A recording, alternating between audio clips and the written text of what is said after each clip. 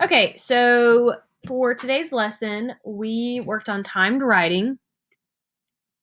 You are going to be doing this document in a blank Microsoft Word doc in Office 365, so you need to go ahead and have that pulled up. Just a heads up, they announced the ACT dates, and they are filling up very quickly since they have to abide by the social distancing guidelines. So if you want to sign up for that, you need to do so as soon as possible. The deadline to do that is August 30th.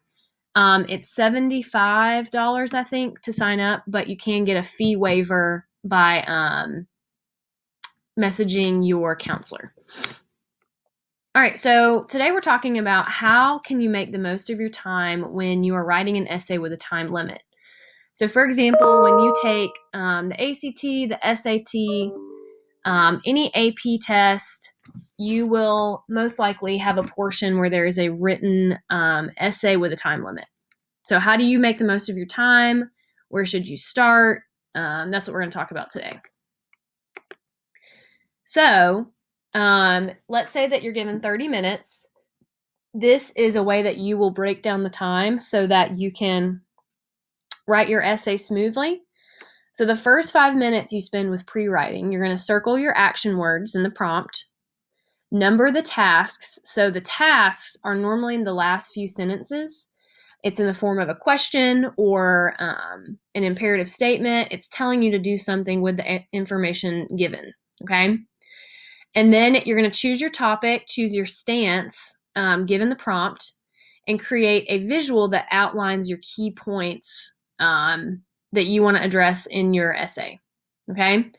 My feeling is that the best way to do this is with a bubble map, where you put your main idea in the middle and then your key points go on the outside bubbles, okay?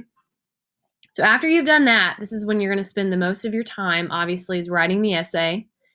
So introduce your topic by rephrasing the prompt. So for example, if the prompt said, should Americans be allowed to carry weapons openly? Okay, that's the prompt. You would start your essay by saying Americans should or should not, whatever your opinion is, be allowed to carry weapons openly because whatever your reasoning is. You shouldn't be repetitive. Explain each of your points completely, then move on to the next. Support your points with facts, examples, and details. And then make sure, just like when you write a 5-paragraph essay, that you are using appropriate transition words to move between your thoughts, okay? You should conclude with a sentence or two. So by the time you're finished writing, you'll probably have a long paragraph or maybe two short paragraphs, okay? Depending on how much you want to elaborate on each point. And then at the end, last 5 minutes, give yourself some time to reread your essay to make sure it's coherent. Make sure you answered the prompt, that you didn't go off on a rabbit trail and get caught up in something that wasn't really related. And then make any necessary edits to your content, what you talked about, or grammar or punctuation. Okay? All right, so what I want you guys to do, you are going to read this prompt. Okay? It's about individual freedom versus public health. I want you to read it, go through that process of pre-writing, either on a sheet of paper, in your OneNote, whatever you want to use.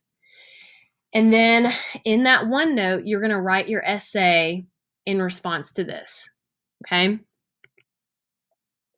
After you have finished, again, make sure you're doing this in Office 365. It should be titled Timed Writing Practice.